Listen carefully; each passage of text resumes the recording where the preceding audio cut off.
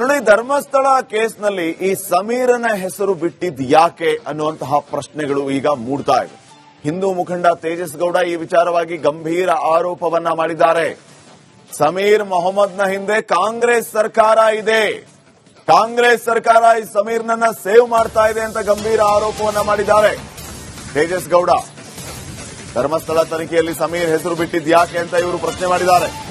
YouTuber Sameer ಹಿಂದೆ ಕಾಂಗ್ರೆಸ್ ಸರ್ಕಾರ ಇದೆ, ಕೇರಳಕ್ಕೆ ಚಿನ್ನಯ್ಯನನ್ನ ಕರೆದುಕೊಂಡು ಹೋಗಿದ್ದು ಇದೇ ಸಮೀರ. ಇದು ತೇಜಸ್ ಗೌಡ ಅವರ ಗಂಭೀರ ಆರೋಪ. ಕೇರಳ ಸಂಸದರೊಬ್ಬರ ಭೇಟಿಗೆ ಹೋಗಿತ್ತು ಈ ಬಿ ಗ್ಯಾಂಗ್.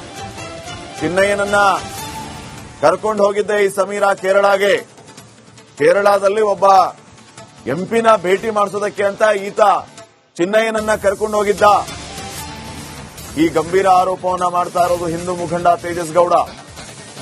ಇನ್ನ ಧರ್ಮಸ್ಥಳ ಕೇಸ್ನಲ್ಲಿ ಈ ಸಮೀರ್ನ ಹೆಸರು ಬಿಟ್ಟಿದ್ ಯಾಕೆ, ಈತನ ಹಿಂದೆ ಕಾಂಗ್ರೆಸ್ ಇದೆ ಅನ್ನುವಂತಹ ಗಂಭೀರ ಆರೋಪವನ್ನ ಈಗ ಹಿಂದೂ ಮುಖಂಡ ತೇಜಸ್ ಗೌಡ ಮಾಡ್ತಾ ಇದ್ದಾರೆ. ಧರ್ಮಸ್ಥಳದಲ್ಲಿ ಬುರುಡೆ ಪ್ರಕರಣ ಕೇಸ್ ಸಂಬಂಧಪಟ್ಟಂತೆ ಇದೀಗ ಎಸ್ಐಟಿ ಚಾರ್ಜ್ ಶೀಟ್ ಸಲ್ಲಿಕೆ ಆಗಿದೆ. ಬಟ್ ಆ ಒಂದು ಚಾರ್ಜ್ ಶೀಟ್ ಅಲ್ಲಿ ಸಮೀರ್ ಹೆಸರಿಲ್ಲ ಎಂಬುದು ಒಂದ್ ಕಡೆ ಹಿಂದೂಪರ ಸಂಘಟನೆಗಳು ಒಂದು ಆಕ್ರೋಶ ಹೊರಾಗ್ತಿದ್ರೆ, ಈ ಒಂದು ವಿಚಾರವಾಗಿ ಹಿಂದೂಪರ ಮುಖಂಡ ತೇಜಸ್ ಗೌಡ ಇದ್ರೆ ಅವ್ರು ಮಾತಾಡಿಸ್ತೀನಿ. ಅವರೇ ಆರೋಪ ಮಾಡ್ತಿದ್ದಾರೆ. ಸರ್, ಒಂದ್ ಕಡೆ ಗಂಭೀರ ಆರೋಪ ಮಾಡ್ತಿದ್ರೆ, ಒಂದ್ ಕಡೆ ಚಾರ್ಜ್ ಶೀಟ್ ಸಲ್ಲಿಕೆ ಆಗಿದೆ, ಬಟ್ ಸಮೀರ್ ಹೆಸರು ಇಲ್ಲ ಎಂಬುದು ಒಂದು ಆರೋಪ. ಏನ್ ಸರ್ ಆರೋಪ ಅಂತ?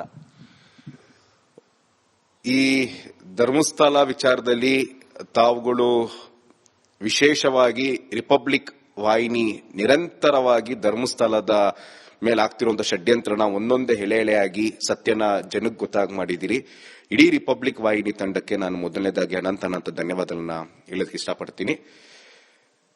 ಎಲ್ಲ ಗೊತ್ತಿರೋ ಹಾಗೆ ಈ ಧರ್ಮಸ್ಥಳದ ಬುರುಡೆ ಪ್ರಕರಣ ಏನ್ ಸ್ಟಾರ್ಟ್ ಆಗಿದೆ, ಇದರಲ್ಲಿ ಮೇನ್ ಕಾನ್ಸ್ಪಿರೇಟರ್ನೇ ಜಿಹಾದಿ ಮನಸ್ಥಿತಿ ಇರುವಂತ ಒಬ್ಬ ಮುಲ್ಲಾ ಮೊಹಮ್ಮದ್ ಸಮೀರ. ಇವತ್ತು ಯಾವುದೇ ರೀತಿಯಾದಂತ ಸಾಕ್ಷ್ಯಾಧಾರಗಳು ಇಲ್ದೇನೆ, ಯಾವುದೇ ರೀತಿಯಾದಂತ ಸತ್ಯತೆ ಇಲ್ದೇನೆ ಅವನು ಒಂದು ವಿಡಿಯೋ ಮಾಡ್ತಾನೆ. ಆ ವಿಡಿಯೋ ಇಡೀ ರಾಜ್ಯಾದ್ಯಂತ, ದೇಶಾದ್ಯಂತ, ಹೊರ ದೇಶದಲ್ಲೂ ಸಹ ದೊಡ್ಡ ಮಟ್ಟದ ಸಂಚಲನ ಮೂಡಿಸುತ್ತೆ. ನಮ್ಮ ಪುಣ್ಯಕ್ಷೇತ್ರ, ನಮ್ಮ ಧಾರ್ಮಿಕ ಕ್ಷೇತ್ರವಾದಂತ ಧರ್ಮಸ್ಥಳದ ಬಗ್ಗೆ ತುಂಬಾ ಅವೇಳನವಾಗಿ, ಮತ್ತೆ ನಮ್ಮ ಪೂಜ್ಯರು ವೀರೇಂದ್ರ ಹೆಗ್ಡೆ ಮತ್ತೆ ಅವ್ರ ಕುಟುಂಬದ ಬಗ್ಗೆ ತುಂಬಾ ಅವೇಳನವಾಗಿ ಚಿತ್ರೀಕರಣ ಮಾಡಿರ್ತಾನೆ.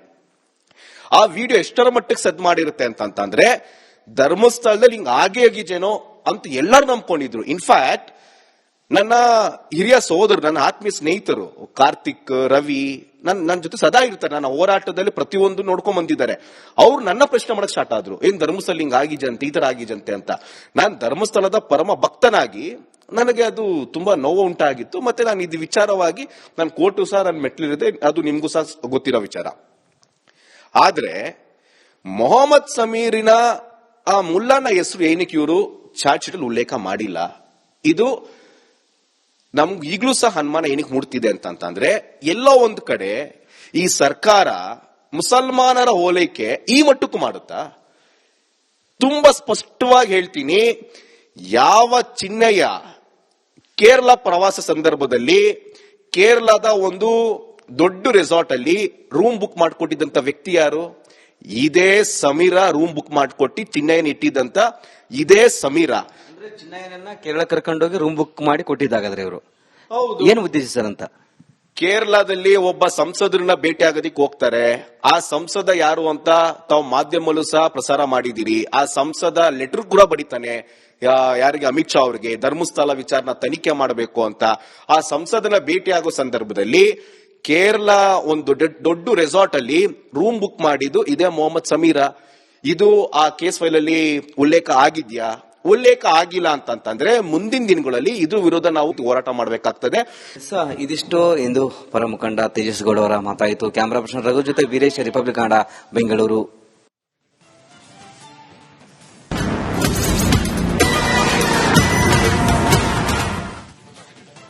ನೋಡಿ, ಧರ್ಮಸ್ಥಳ ಕೇಸ್ನಲ್ಲಿ ಈ ಸಮೀರನ ಹೆಸರು ಬಿಟ್ಟಿದ್ ಯಾಕೆ ಅನ್ನುವಂತಹ ಪ್ರಶ್ನೆಗಳು ಈಗ ಮೂಡ್ತಾ ಇವೆ. ಹಿಂದೂ ಮುಖಂಡ ತೇಜಸ್ ಗೌಡ ಈ ವಿಚಾರವಾಗಿ ಗಂಭೀರ ಆರೋಪವನ್ನ ಮಾಡಿದ್ದಾರೆ.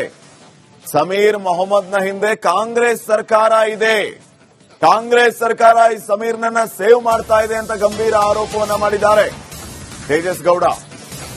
ಧರ್ಮಸ್ಥಳ ತನಿಖೆಯಲ್ಲಿ ಸಮೀರ್ ಹೆಸರು ಬಿಟ್ಟಿದ್ಯಾಕೆ ಅಂತ ಇವರು ಪ್ರಶ್ನೆ ಮಾಡಿದ್ದಾರೆ. ಯೂಟ್ಯೂಬರ್ ಸಮೀರ್ ಹಿಂದೆ ಕಾಂಗ್ರೆಸ್ ಸರ್ಕಾರ ಇದೆ. ಕೇರಳಕ್ಕೆ ಚಿನ್ನಯ್ಯನನ್ನ ಕರೆದುಕೊಂಡು ಹೋಗಿದ್ದು ಇದೇ ಸಮೀರ.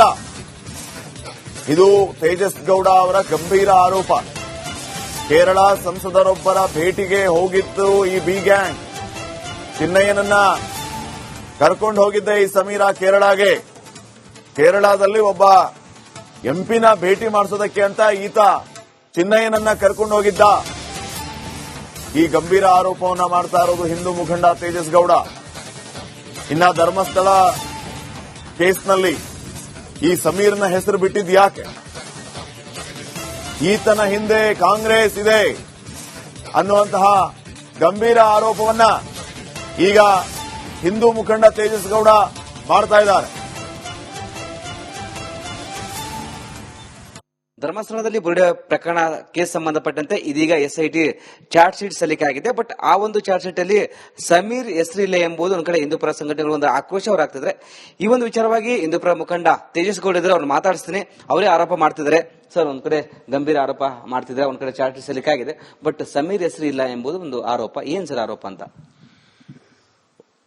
ಈ ಧರ್ಮಸ್ಥಳ ವಿಚಾರದಲ್ಲಿ ತಾವುಗಳು ವಿಶೇಷವಾಗಿ ರಿಪಬ್ಲಿಕ್ ವಾಹಿನಿ ನಿರಂತರವಾಗಿ ಧರ್ಮಸ್ಥಳದ ಮೇಲೆ ಆಗ್ತಿರುವಂತಹ ಷಡ್ಯಂತ್ರನ ಒಂದೊಂದೇ ಎಳೆ ಎಳೆಯಾಗಿ ಸತ್ಯನ ಜನಕ್ಕೆ ಗೊತ್ತಾಗಿ ಮಾಡಿದಿರಿ. ಇಡೀ ರಿಪಬ್ಲಿಕ್ ವಾಹಿನಿ ತಂಡಕ್ಕೆ ನಾನು ಮೊದಲನೇದಾಗಿ ಅನಂತ ಧನ್ಯವಾದಗಳನ್ನ ಹೇಳೋದಕ್ಕೆ ಇಷ್ಟಪಡ್ತೀನಿ. ಎಲ್ಲ ಗೊತ್ತಿರೋ ಹಾಗೆ ಈ ಧರ್ಮಸ್ಥಳದ ಬುರುಡೆ ಪ್ರಕರಣ ಏನ್ ಸ್ಟಾರ್ಟ್ ಆಗಿದೆ, ಇದರಲ್ಲಿ ಮೇನ್ ಕಾನ್ಸ್ಪಿರೇಟರೇನೆ ಜಿಹಾದಿ ಮನಸ್ಥಿತಿ ಇರುವಂತ ಒಬ್ಬ ಮುಲ್ಲಾ ಮೊಹಮ್ಮದ್ ಸಮೀರ. ಇವತ್ತು ಯಾವುದೇ ರೀತಿಯಾದಂತ ಸಾಕ್ಷ್ಯಾಧಾರಗಳು ಇಲ್ದೇನೆ, ಯಾವುದೇ ರೀತಿಯಾದಂತ ಸತ್ಯತೆ ಇಲ್ದೇನೆ ಅವನು ಒಂದು ವಿಡಿಯೋ ಮಾಡ್ತಾನೆ. ಆ ವಿಡಿಯೋ ಇಡೀ ರಾಜ್ಯಾದ್ಯಂತ, ದೇಶಾದ್ಯಂತ, ಹೊರ ದೇಶದಲ್ಲೂ ಸಹ ದೊಡ್ಡ ಮಟ್ಟದ ಸಂಚಲನ ಮೂಡಿಸುತ್ತೆ. ನಮ್ಮ ಪುಣ್ಯಕ್ಷೇತ್ರ, ನಮ್ಮ ಧಾರ್ಮಿಕ ಕ್ಷೇತ್ರವಾದಂತ ಧರ್ಮಸ್ಥಳದ ಬಗ್ಗೆ ತುಂಬಾ ಅವೇಳನವಾಗಿ, ಮತ್ತೆ ನಮ್ಮ ಪೂಜ್ಯರು ವೀರೇಂದ್ರ ಹೆಗ್ಡೆ ಮತ್ತೆ ಅವ್ರ ಕುಟುಂಬದ ಬಗ್ಗೆ ತುಂಬಾ ಅವೇಳನವಾಗಿ ಚಿತ್ರೀಕರಣ ಮಾಡಿರ್ತಾನೆ. ಆ ವಿಡಿಯೋ ಎಷ್ಟರ ಮಟ್ಟಕ್ಕೆ ಸದ್ ಮಾಡಿರುತ್ತೆ ಅಂತಂದ್ರೆ, ಧರ್ಮಸ್ಥಳದಲ್ಲಿ ಹಿಂಗ ಆಗೇನೋ ಅಂತ ಎಲ್ಲರೂ ನಂಬ್ಕೊಂಡಿದ್ರು. ಇನ್ಫ್ಯಾಕ್ಟ್ ನನ್ನ ಹಿರಿಯ ಸಹೋದರ, ನನ್ನ ಆತ್ಮೀಯ ಸ್ನೇಹಿತರು ಕಾರ್ತಿಕ್, ರವಿ ನನ್ನ ಜೊತೆ ಸದಾ ಇರ್ತಾರೆ. ನನ್ನ ಹೋರಾಟದಲ್ಲಿ ಪ್ರತಿಯೊಂದು ನೋಡ್ಕೊಂಡ್ ಬಂದಿದ್ದಾರೆ.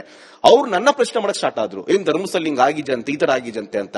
ನಾನು ಧರ್ಮಸ್ಥಳದ ಪರಮ ಭಕ್ತನಾಗಿ ನನಗೆ ಅದು ತುಂಬಾ ನೋವು ಉಂಟಾಗಿತ್ತು. ಮತ್ತೆ ನಾನು ಇದು ವಿಚಾರವಾಗಿ ನಾನು ಕೋರ್ಟು ಸಹ ನನ್ನ ಮೆಟ್ಲಿರಿದೆ, ಅದು ನಿಮ್ಗೂ ಸಹ ಗೊತ್ತಿರೋ ವಿಚಾರ. ಆದ್ರೆ ಮೊಹಮ್ಮದ್ ಸಮೀರಿನ ಆ ಮುಲ್ಲಾನ ಹೆಸರು ಏನಕ್ಕೆ ಇವರು ಚಾರ್ಜ್ ಶೀಟ್ ಉಲ್ಲೇಖ ಮಾಡಿಲ್ಲ, ಇದು ನಮ್ಗೆ ಈಗಲೂ ಸಹ ಅನುಮಾನ ಏನಕ್ಕೆ ಮೂಡ್ತಿದೆ ಅಂತಂದ್ರೆ, ಎಲ್ಲೋ ಒಂದು ಕಡೆ ಈ ಸರ್ಕಾರ ಮುಸಲ್ಮಾನರ ಓಲೈಕೆ ಈ ಮಟ್ಟಕ್ಕೂ ಮಾಡುತ್ತಾ? ತುಂಬಾ ಸ್ಪಷ್ಟವಾಗಿ ಹೇಳ್ತೀನಿ, ಯಾವ ಚಿನ್ನಯ್ಯ ಕೇರಳ ಪ್ರವಾಸ ಸಂದರ್ಭದಲ್ಲಿ ಕೇರಳದ ಒಂದು ದೊಡ್ಡ ರೆಸಾರ್ಟ್ ಅಲ್ಲಿ ರೂಮ್ ಬುಕ್ ಮಾಡಿಕೊಟ್ಟಿದ್ದಂತ ವ್ಯಕ್ತಿ ಯಾರು? ಇದೇ ಸಮೀರ ರೂಮ್ ಬುಕ್ ಮಾಡಿಕೊಟ್ಟು ಚಿನ್ನಯ್ಯನ ಇಟ್ಟಿದ್ದಂತ ಇದೇ ಸಮೀರ. ಅಂದ್ರೆ ಚಿನ್ನಯ್ಯನನ್ನ ಕೇರಳ ಕರ್ಕೊಂಡೋಗಿ ರೂಮ್ ಬುಕ್ ಮಾಡಿ ಕೊಟ್ಟಿದ್ದಾಗಾದ್ರೆ ಇವರು ಏನು ಉದ್ದೇಶ ಸರ್ ಅಂತ? ಕೇರಳದಲ್ಲಿ ಒಬ್ಬ ಸಂಸದರನ್ನ ಭೇಟಿ ಆಗೋದಿಕ್ ಹೋಗ್ತಾರೆ. ಆ ಸಂಸದ ಯಾರು ಅಂತ ತಾವು ಮಾಧ್ಯಮಲ್ಲೂ ಸಹ ಪ್ರಸಾರ ಮಾಡಿದಿರಿ. ಆ ಸಂಸದ ಲೆಟರ್ ಕೂಡ ಬಡಿತಾನೆ ಯಾರಿಗೆ? ಅಮಿತ್ ಶಾ ಅವ್ರಿಗೆ, ಧರ್ಮಸ್ಥಳ ವಿಚಾರನ ತನಿಖೆ ಮಾಡಬೇಕು ಅಂತ.